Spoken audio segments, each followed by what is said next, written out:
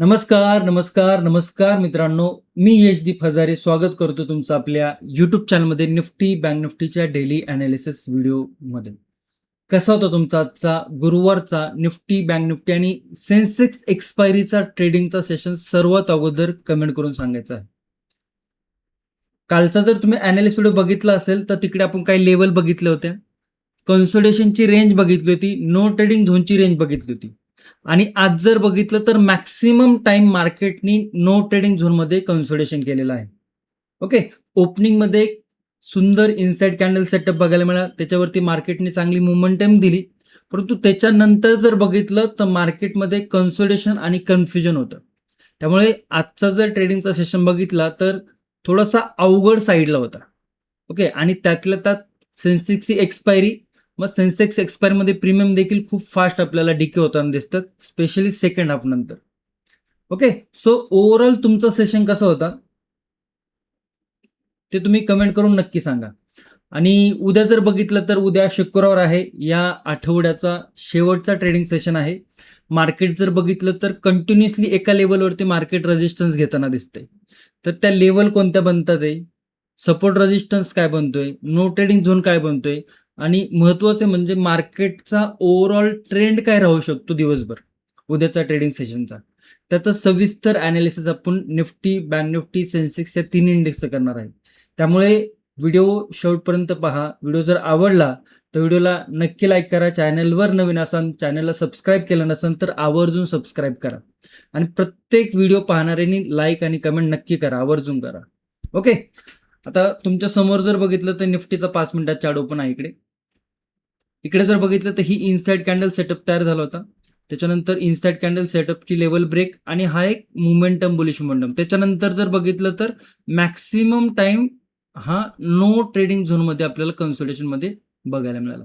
आपण इकडे बघितलं होतं की 23,460 आणि 23,372 ही एक नो ट्रेडिंग झोनची रेंज आहे. मार्केट इकडे हाय पॉसिबिलिटी होती की कन्सोलिडेशन करू शकतो आणि तशा पद्धतीनेच काहीचा कन्सोलिडेशन मोमेंटम आपल्याला इकडे बघायला मिळाला. आता रेजिस्टन्स जर बघितला तर या लेवलवरती रेजिस्टन्स होता 23,460 वरती, परत या लेवलवरती झाला, परत या लेवलवरती झाला, परत या लेवलवरती झाला. म्हणजे हा रेजिस्टन्स लेवल कालच्या इंट्राडेमध्ये देखील नाही ब्रेक करता आला, आजच्या ट्रेडिंग सेशनमध्ये नाही ब्रेक करता आलेला. कुठली लेवल होती ती 23,460. तर 23,460 आपल्याला स्ट्रॉंग रेजिस्टन्स चार्टवरती बघायला मिळत आहे.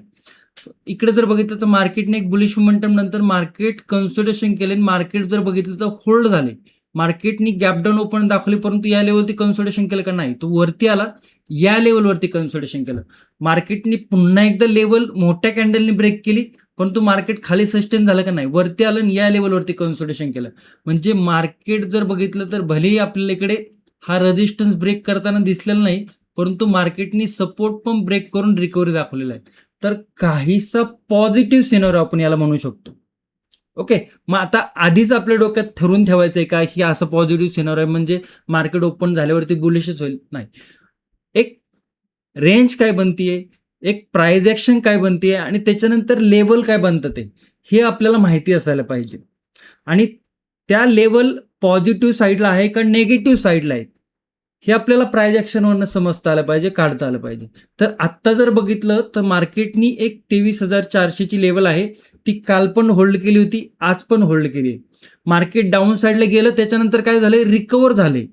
म्हणजे कुठे ना कुठे मार्केट सपोर्ट लेवलवरनं वरच्या साईडला जाण्याचं ट्राय करते. त्यामुळे आपल्याला काहीसा हा पॉझिटिव्ह सिनारिओ बघायला मिळतोय. परंतु मार्केट बघताना नेहमी न्यूट्रली विचार करायचा असतो. तुम्ही जर आधीच कुठला तरी एका साईडचा व्ह्यू ठेवून जर डोक्यात जात असाल आणि मार्केटनी कदाचित ती लेवल न ब्रेक करता काही वेगळा मोमेंटम दिला, काही वेगळी प्राइस ॲक्शन जर केली, तर मग आपलं इकडे कन्फ्युजन व्हायला नको. किंवा आपण मार्केट कशा पद्धतीने चालते, कशा पद्धतीने लेवल ब्रेक करते याचा विचार करायला पाहिजे. परंतु आत्ता डे एंड नंतर मार्केट काहीसं पॉझिटिव्ह साईडला आपल्याला पाहायला मिळत आहे. ओके, आणि ह्या ज्या गोष्टी आहेत ना, support, resistance, consolidation, no trading zone, demand zone, supply zone, प्राइसचा breakout, breakdown, channel, flag and pole, W pattern, M pattern, okay, असे वेगवेगळे फॅक्टर आहेत प्रायजेक्शनमध्ये आणि हे सगळे फॅक्टर जे आहेत ना प्रायजेक्शन रिलेटेड ते आपण आपल्या प्रायजेक्शन आणि सेटअप ट्रेडिंगच्या कोर्समध्ये शिकवलेले आहेत. तुमचे क्वेश्चन असतात की सर ब्रेकआउट कसा बघायचा, ब्रेकडाऊन कसा बघायचा, डब्ल्यू पॅटर्नवरती ट्रेड कसा प्लॅन करायचा किंवा बुलिश फ्लॅग अँड पोल कसा असतो, ह्या सगळ्या ज्या गोष्टी आहेत ना प्रायजेक्शन रिलेटेड हे आपण प्रायजेक्शन आणि सेटअप ट्रेडिंगच्या कोर्समध्ये शिकवलेले आहेत. ओके. काय होतं की काही लोकांना थोडंफार नॉलेज असतं मार्केटचं, इकडून तिकडून थोडंसं पाहून स्वतः सेल्फ लर्निंग करून थोडंफार मार्केटमध्ये नॉलेज घेण्याचा प्रयत्न करत असतात. परंतु डब्ल्यू पॅटर्नवरती कशा पद्धतीने आपल्याला रिस्क मॅनेजमेंट करता आले पाहिजे, एंट्री कुठे असायला पाहिजे, ह्या गोष्टी इतक्याशा क्लिअर माहिती नसतात. ओके. त्यामुळे व्यवस्थित पद्धतीने नॉलेज घ्यायचा प्रयत्न करा आणि मार्केटला समजून घ्यायचा विचार करा.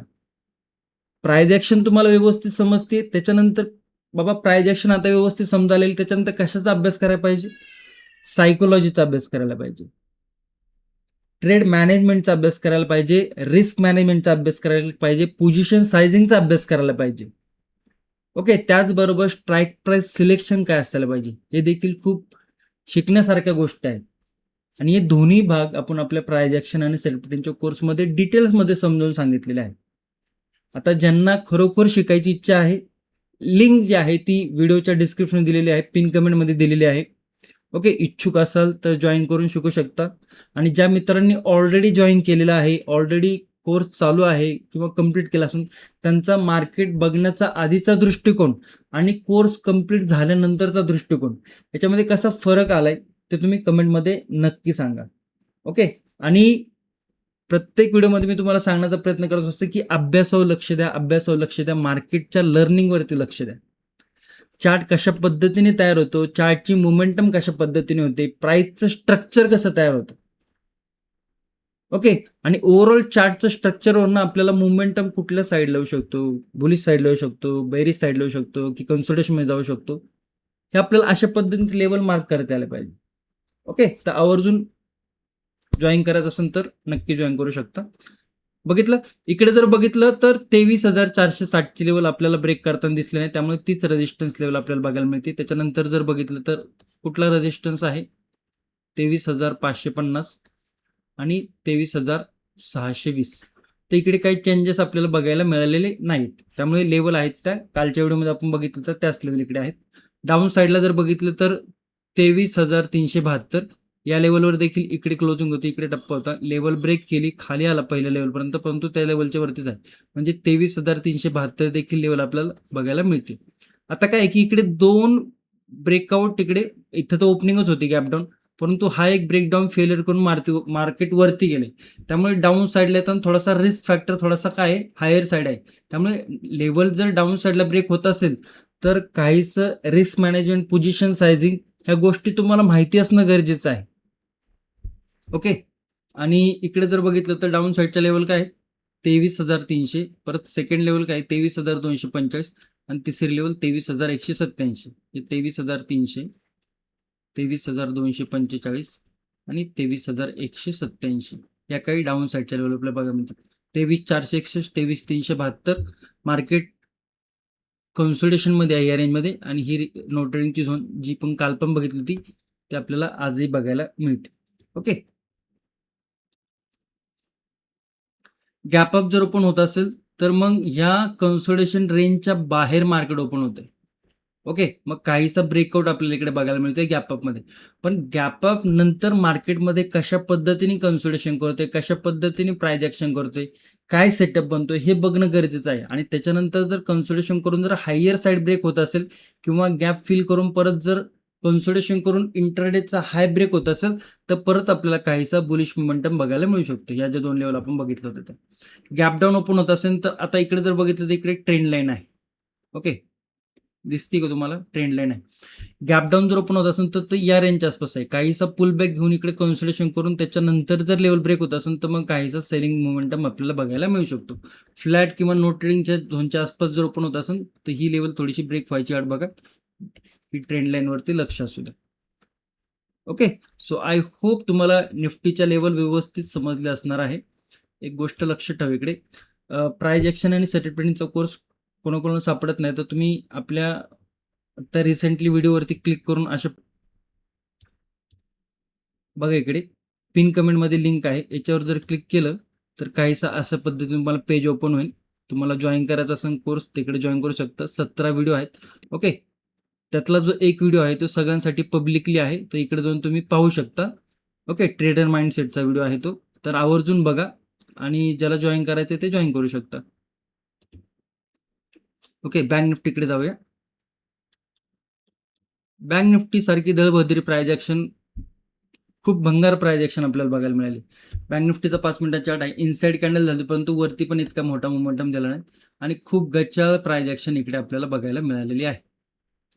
ओके, त्यामुळेच थोडंसं जर तुम्ही कालचा थंबनेल जर बघितला, बघा हा थंबनेल एकदा वाचा व्यवस्थित, तर तशा पद्धतीनेच काहीसा मार्केटने मोमेंटम दिले.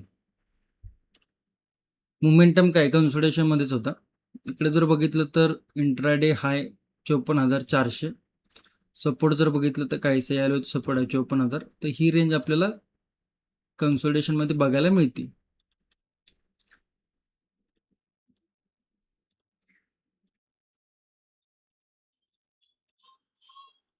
बँक निफ्टीची इतकी काही प्राइज ॲक्शन व्यवस्थित बघायला मिळत नाही, त्यामुळे ज्याला व्यवस्थित मार्केटचं नॉलेज आहे, प्राइज ॲक्शन व्यवस्थित समजते, ते थोडं विचार करू शकता. बिगिनर असेल तर थोडंसं निफ्टी आणि सेन्सेक्सचा विचार करू शकता. बँक निफ्टी एखादा दिवस आराम द्या बँक निफ्टी.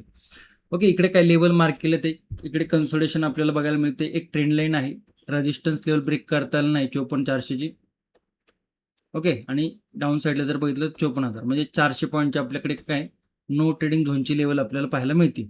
कन्सोलिडेशन नंतर जर मार्केट वरची लेवल ब्रेक होत असेल तर बुलिश साईडला काय लेवल बघायला मिळतात ते 54,700 आणि 55,000ची राऊंड लेवल. तर या काही दोन लेवल आपल्याला इकडे रेजिस्टन्स बघायला मिळतं. ते डाऊन साईडला जर बघितलं तर ट्रेंड लाईन ब्रेक होऊन जर सपोर्ट ब्रेक होत असेल तर 53,790, 53,523 आणि 53,291 या काही लेवल आपल्याला निगेटिव्ह साईडला बघायला मिळतात. नो ट्रेडिंग झोन इकडे देखील मार्क केलेला आहे.